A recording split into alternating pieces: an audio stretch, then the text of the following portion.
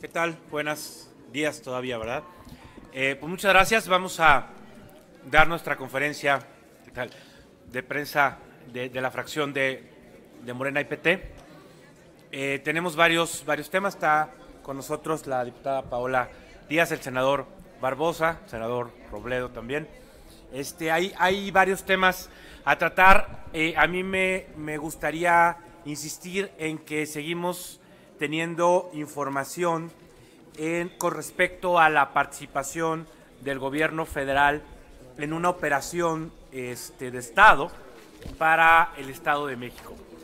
De lo que se ha filtrado, de los documentos de Presidencia de la República que se han filtrado, hay uno que llama la atención que tiene que ver con una estrategia del propio gobierno para intervenir la elección e incluso estar pendientes de los señalamientos de la FEPADE, es decir, evadir la acción de la Fiscalía mediante la actuación de las autoridades en este tema. Cada vez tenemos información más precisa del tipo de acción que cada autoridad federal está planeando hacer. Ayer Morena, por ejemplo, presentó una denuncia en donde tiene que ver con acciones específicas que se les piden a los funcionarios en el momento mismo de la elección. Aquí es importante reiterar nuestra petición a la FEPADE que haga una investigación de este caso, y también creo que es necesario que la Secretaría de la Función Pública establezca las medidas pertinentes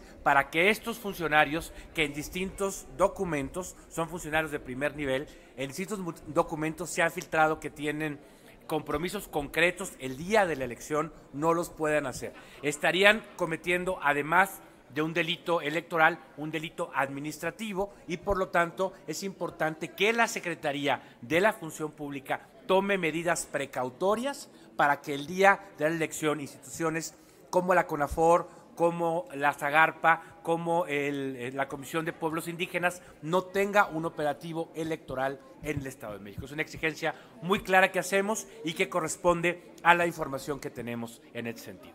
Le dejo la palabra al senador Barbosa. Senador Robledo. Sí. Muchas gracias y buenos días a todos y a todas, diputada, diputado Vidal, senador Barbosa.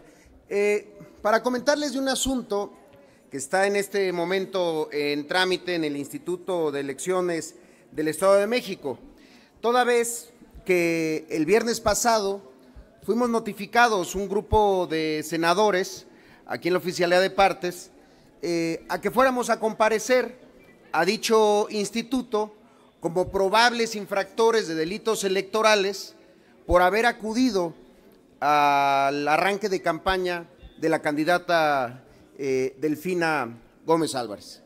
Nos sorprende no porque haya algo que esconder, lo hicimos no solamente en un día en el que no había sesiones, lo hicimos por medios propios, todos los senadores que estuvimos ahí, un día inhábil para el Senado de la República.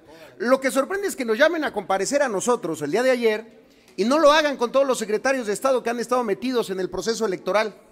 Lo que sorprende es que este instituto cada vez más esté dejando evidencia de su parcialidad, de un uso de recursos jurídicos solamente enfocados hacia una campaña, pero en la otra un silencio enorme.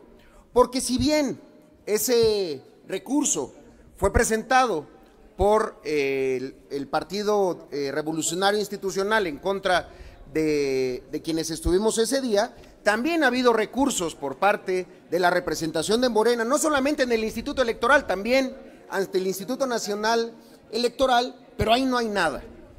El día que veamos a un funcionario,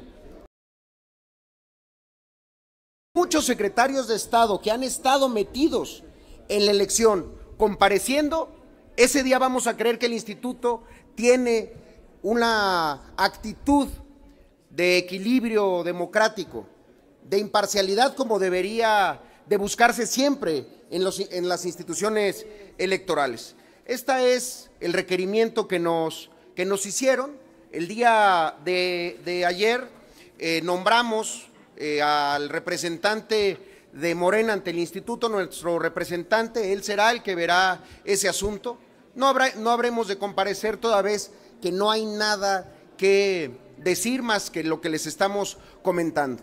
Lo que nos preocupa es, nuevamente, que ese instituto sea omiso, silencioso, vaya, incluso cómplice de la operación oficial que ante los ojos de todos ha sido más que evidente. Entonces, a pocas horas, a pocos días de la elección, esto nos parece que es simplemente ponerse y cargar los dados de un solo lado porque tienen miedo y están ya muy preocupados ante lo que es evidente, el triunfo de Morena y el triunfo de la maestra Delfina en el Estado de México. Sería todo. Gracias. Yo hubiera deseado que el día de hoy la Comisión Permanente tuviera un pronunciamiento para exigir de las autoridades electorales del Estado de México la aplicación de la ley. Yo hubiera esperado que la Comisión Permanente exhortara a los partidos políticos,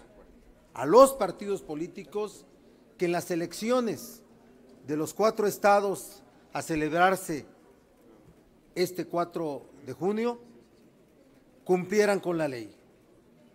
Yo hubiera deseado que la Comisión Permanente del Congreso de la Unión hubiera exigido a los gobiernos federal y estatales en las 4 entidades donde va a haber elección que sacaran las manos. Ese es el papel del Congreso y sus cámaras. Ese es el papel del Congreso de la Unión y sus funciones de control de las funciones públicas de los otros 2 poderes. Pero no, aquí en el Congreso mexicano ya se mató a las funciones de la Comisión Permanente. Es una sesión, como dice un asesor mío, serena, esas sesiones que no pasan nada, esas sesiones que solo sirven para encubrir y para que el Congreso no tenga opinión sobre los asuntos tan importantes y tan graves que están ocurriendo en nuestro país. Debemos decirles que en México ha sido una práctica que para ganarle una elección al PRI hay que ganarle al poder público federal, a los poderes públicos estatales, a los poderes públicos municipales y la mayoría de las veces a los 3 juntos. Y en el Estado de México hemos visto un ejemplo ramplón de este fenómeno político de atraso de nuestra democracia. Aquí hemos visto que la campaña del PRI está comandada por el propio presidente de la República, que el responsable político frente a él del resultado es el secretario de Gobernación Miguel Ángel Osorio Chong, que todo el gabinete de secretarios, subsecretarios, directores tienen encargadas zonas del Estado de México, que los gobernadores priistas también forman parte de esa responsabilidad territorial. Le pedimos a la prensa que lo diga, porque tal parece que todos somos parte de la misma hipocresía, de no decir nada, de no hablar de eso, de solo hablar de las cosas de las cuales el sistema quiere que se hable, y siempre en contra del opositor al candidato o candidata del PRI en su caso. Así ocurrió en esta ocasión en el Estado de México. Se utilizaron recursos públicos, federales, estatales y municipales. Se permitió que el dinero privado llegara a las campañas. Se están manipulando los programas sociales gubernamentales. Como nunca, el poder público controló las decisiones de los partidos políticos. Como nunca. Primero, permitió que Josefina Vázquez Mota fuera la candidata del PAN prometiéndole que no la iban a tocar y después le sueltan lo de los 1,000 millones. Después cultivaron a un candidato del PRD, lo cultivaron y lo patrocinaron. Y desde los medios lo hicieron crecer con el único propósito de quitarle puntos a la candidata de Morena. Esto es lo que ha ocurrido y por eso nosotros exigimos que para este 4 de junio haya libertad en el ejercicio del voto.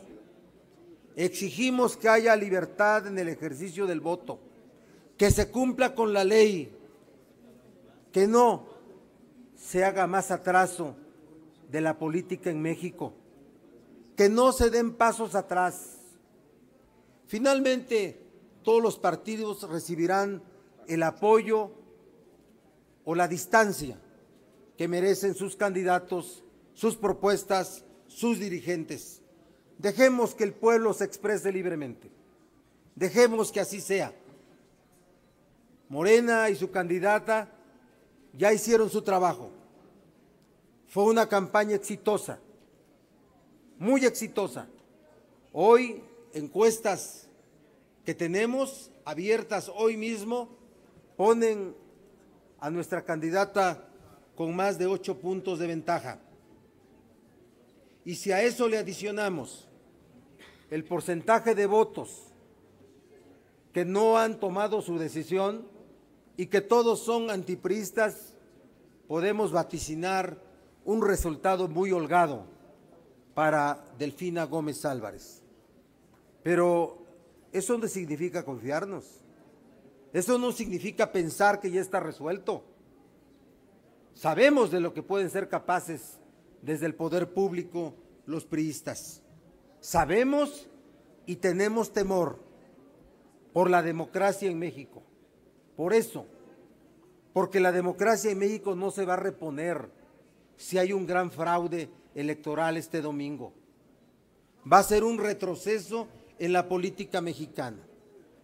Así es que, lamentando que la Comisión Permanente no tenga voz para estos asuntos, cuando debiera tenerlo, nosotros exigimos que se cumpla con la ley este domingo, que cumplan con la ley las autoridades electorales, los gobiernos federal y estatales, los partidos políticos y que los ciudadanos vayan masivamente a votar, porque es la única forma de vencer no a un partido, al poder público, a ese que tenemos que transformar, al poder público, porque si no, las cosas van a seguir así.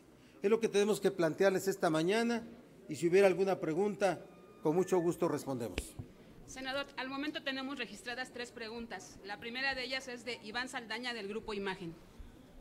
Senadores, diputados, buenas tardes, gracias. En Excelsior hemos publicado, antier, FEPADE indaga dinero, narcodinero en campañas. Hoy precisamente la FEPADE pide más atribuciones, facultades, para que pueda intervenir, por ejemplo, llamadas telefónicas de candidatos para hacer más efectivo o actuar más rápido cuando se presuma de este dinero de procedencia ilícita. También señala la FEPADE que si bien el legislativo ha castigado estos recursos, pues no le ha dado herramientas a la FEPADE para actuar. Nos gustaría su opinión. Gracias. Adelante. Sí, ayer estuvo con nosotros, de hecho, el fiscal de la FEPADE en la Comisión de Elecciones de la Permanente. Él señala eso, que en algunas ocasiones, como no son graves algunos delitos, hay dificultades en investigarlos. Podríamos coincidir en eso, pero aún así la FEPADE tiene amplias facultades para hacerlo. Como dijimos, ahorita tendría que estar haciendo pues una investigación del gobierno sobre la intervención del gobierno federal en las elecciones. Hay mucha evidencia al respecto, es un área que tendrá que estar investigando. Insisto, también tendrá que pedir medidas precautorias a la Secretaría de la Función Pública para que esto no se materialice el día de la elección, coincidiendo que hay que revisar el tema de delitos electorales, hay que revisar también el presupuesto de la FEPADE y su independencia para ejercerlo, pero no me queda la menor duda que la FEPADE tendría que estar haciendo más, que hay evidencias muy claras de la intervención del gobierno federal y que con las facultades que tiene, pues podría estar actuando con mayor fuerza. Déjame dar una opinión de tu pregunta, si me permites. Primero, respecto a la comisión de seguimiento, no sirve para nada. Las comisiones de seguimiento a procesos electorales que se aprueban siempre en las comisiones permanentes o en las cámaras no sirven de nada. Así es que dejémonos de simulaciones. Esta es una forma nada más de encubrir y para matizar de legalidad y de una vigilancia y de transparencia un proceso electoral. Una comisión que se integra a 10 días de la celebración de las elecciones no sirve absolutamente de nada. Se sesionó ayer por primera vez. Y que se sesionó ayer por primera vez. Así es que de verdad lamentamos decirlo, pero esa es una realidad que a ustedes les consta, por cierto. No necesitan la opinión de nosotros, ¿sí?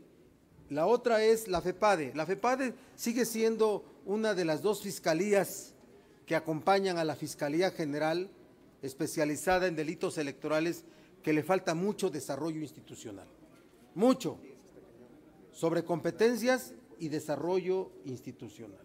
No tiene presupuesto, no tiene policía, tiene una policía de 10, 20, 10, eran 4 integrantes, no tiene una dependencia para cuestiones de peritajes, depende todo de lo que en la PGR se esté resolviendo. No hay forma, no hay voluntad, hay un control del poder público sobre el destino de los procesos electorales, incluyendo a la FEPADE, más allá de que expreso mi respeto al trabajo que hace Santiago Nieto como titular de esa dependencia.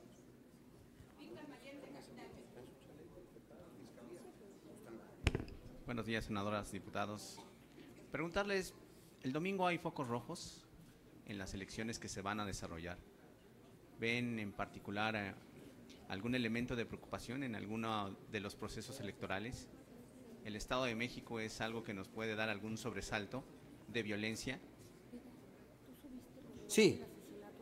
A ver, la zona sur del Estado de México es una zona que tiene enormes niveles de criminalidad y por ese solo hecho constituye un foco rojo. Pero también hay zonas de enorme control de partidos políticos que también significan focos rojos. El relleno de votos que van a querer hacer en la parte de Atlacomulco y toda esa zona es bárbaro.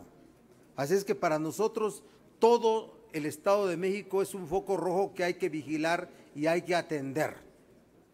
Pero que eso no implique que haya riesgos en el ejercicio del voto. Hay que salir a votar. El miedo es una condición a la que apuestan los partidos que no quieren que vote.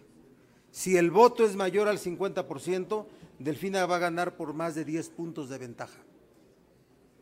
Si la votación es del 42%, como puede preverse, en términos conservadores, Delfina ganará por 5 o 6 puntos.